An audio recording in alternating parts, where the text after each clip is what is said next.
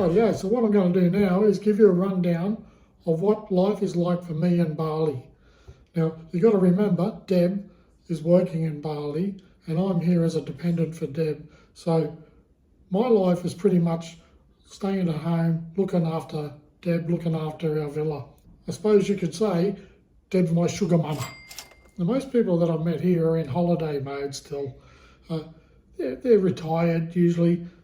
They're enjoying life. They get up at 10 o'clock in the morning. They'll go out for dinner most nights, go out for drinks with everyone.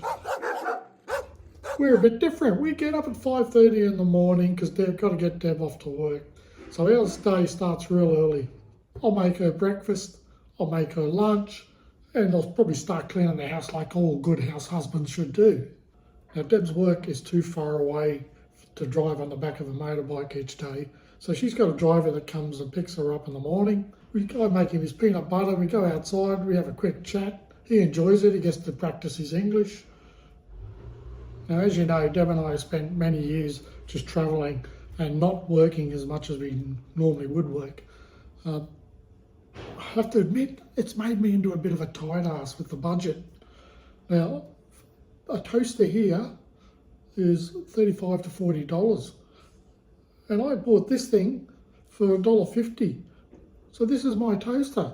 Yes, I am a tight ass. Now here's a little hint. Over here they cook with gas bottles.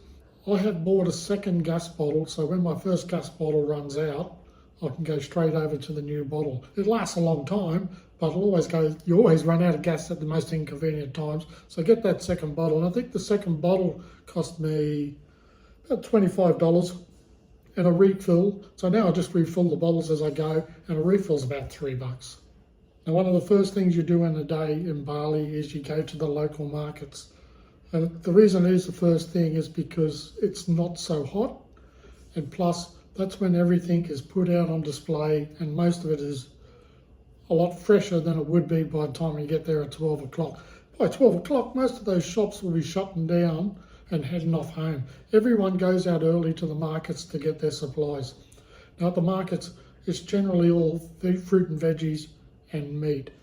I got to be honest, I haven't been game enough to buy the meat at the markets yet, even though sometimes it looks really nice and I think I'm going to buy it, but I'm still going to the supermarket to buy my meats. Normally I come down here and it's nice and cool and a lot busier, where at the moment it's really hot, and that's because I couldn't get Deb out of bed to get down here in time. Yeah, I woke up at 8:30. Have a guess, how much do you think it'll be? I have no idea. Probably $10. Maybe more. I don't know. Over $10, I think.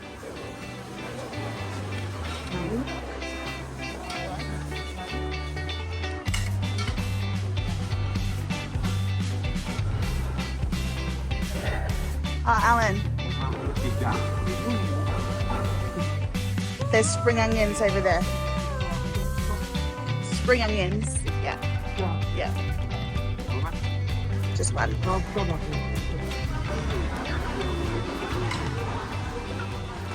we're both nowhere near it. What was it? Before the spring onions, it was $53,005. 16,000 rupiah. Yeah. 15,000 rupiah.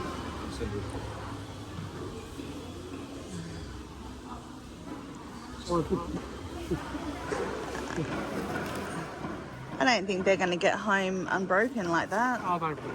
They will. I have faith in her knowledge.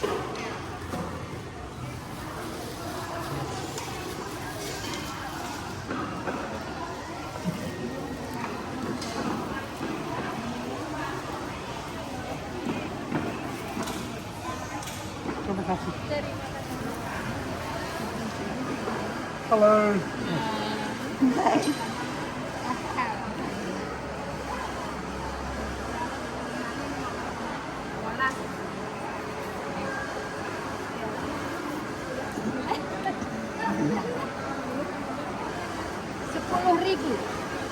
What's up? How much? 10,000.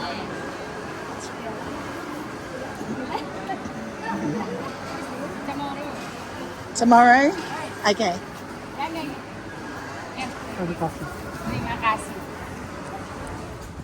So there we have it, veggie shopping done. Do you have a parking fee? Yeah, 2,000. That's right, yeah. Yeah, 20 cents. You just wait.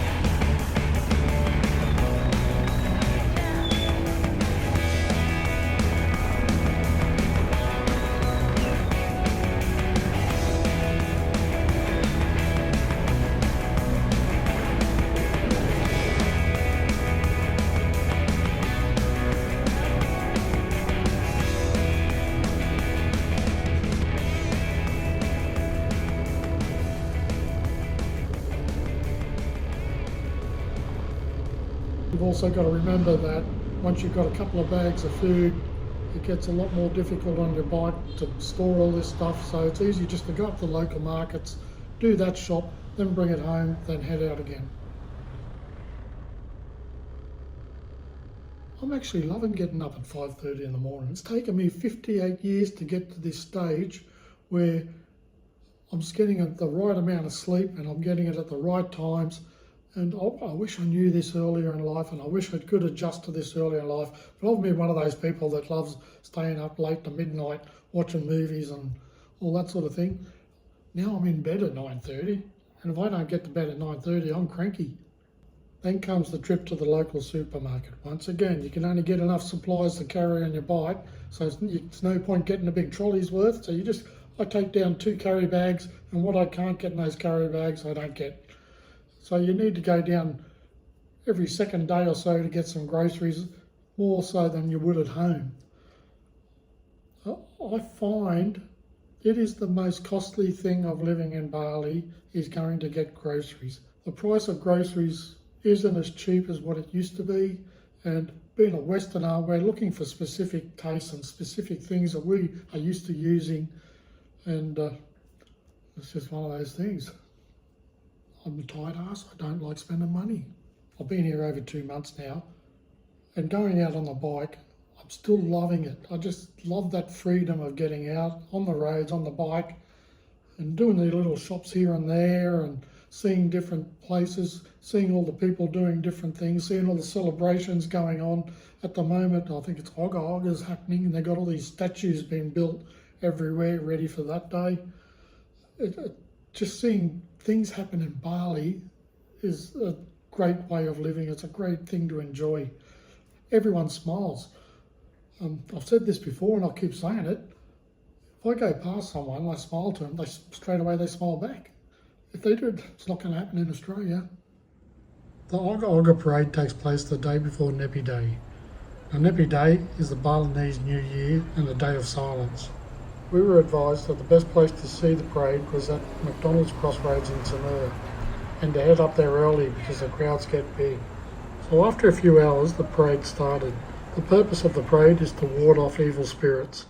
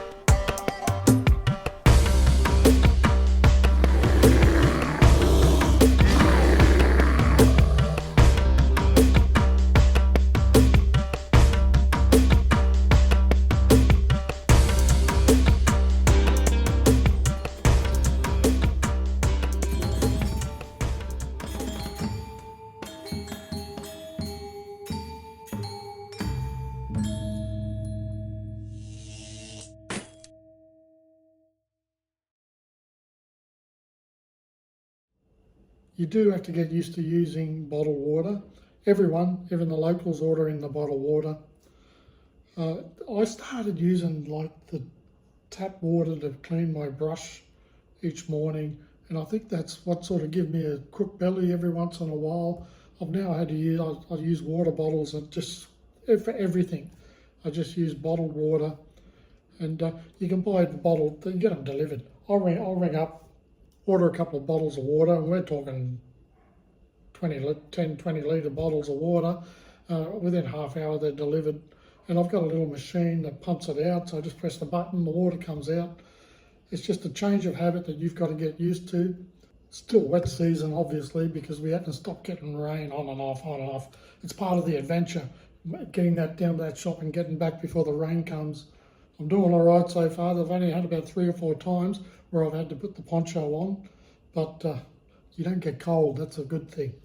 Just get home, get changed, and you're all ready to go again.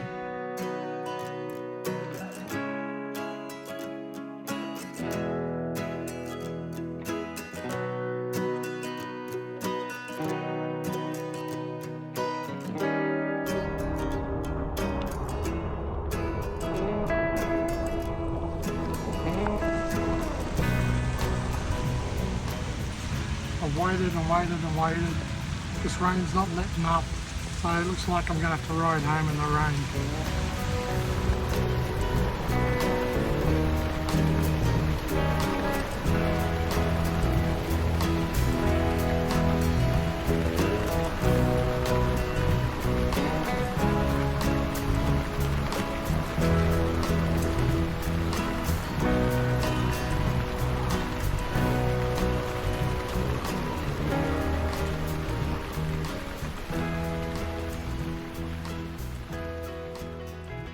So once I get the shopping out of the way, I'll spend an hour or 2 working on my writing. For those of you that don't know, I've started writing novels. Having no distractions at that time, and working in the morning is the best time to write, that I've learned. And if you ever want to start writing novels, you'll find the best time that you will come up with the greatest ideas for your stories is about 3 o'clock in the morning. So next to your bed, have a notebook or your phone ready to record what's come into your head, because that's what I do. I wake up all night long thinking about what I'm writing on the next day. And then I'll go onto YouTube and I'll start recording things like this, where I've just spent 20 times saying this same sentence over and over again until I get it right before I go to edit. So after I've done all this recording, I'll go to edit, and that edit might take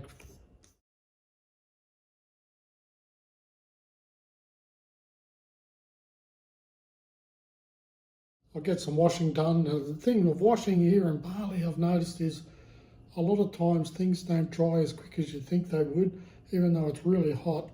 But the humidity in the air is preventing everything from drying. So I've learnt that if I dry in lots of smaller batches than in doing one big batch, it seems to work better, because I can rotate things into the sun when it isn't raining. Then I'll go do some gardening around the pool. And I've also bought some tomatoes and pots and so forth, just to grow my own tomatoes while I'm here. As usual, the rain disappears just as quick as it comes. So this afternoon, we're going to make a short tour just north of Sanur. Rightio, I'm here with my mate Chris. We're at Livin Vintage Cars. Chris suggested we come and check this place out. I don't think you haven't been here before, have you? Yes, I have been here. Oh, he's been here before? Yep. That's great. It's great. Yeah, so we thought we'd come down for the day and check it out.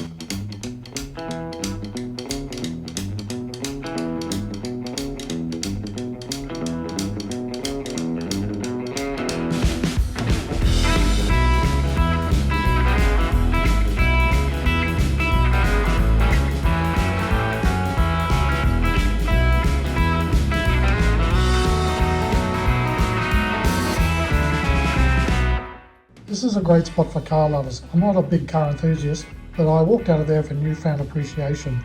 And I have to admit, a desire for the MGTF I definitely can't afford. Livin Vintage Cars is a hidden gem showcasing over 200 classic automobiles. Don't expect to see many Holdens though. The collection is clearly influenced by its location and the owner's taste. There was also a small cafe on site offering drinks and snacks, and we had a guide available to answer any general questions. But I think she was really there just to make sure no one sat in the cars.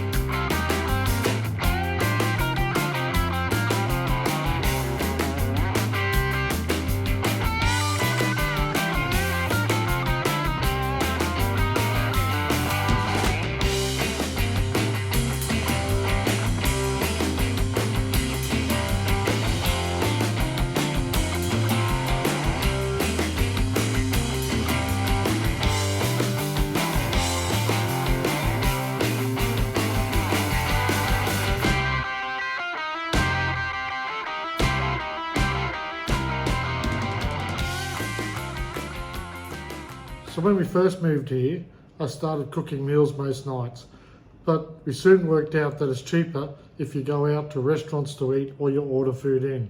So when Deb gets home today from work, we're going to head out for dinner. So tonight I'm having kueh tao, and I've got pork in it, an egg, $3.50. Chicken curry, this is what I always live on.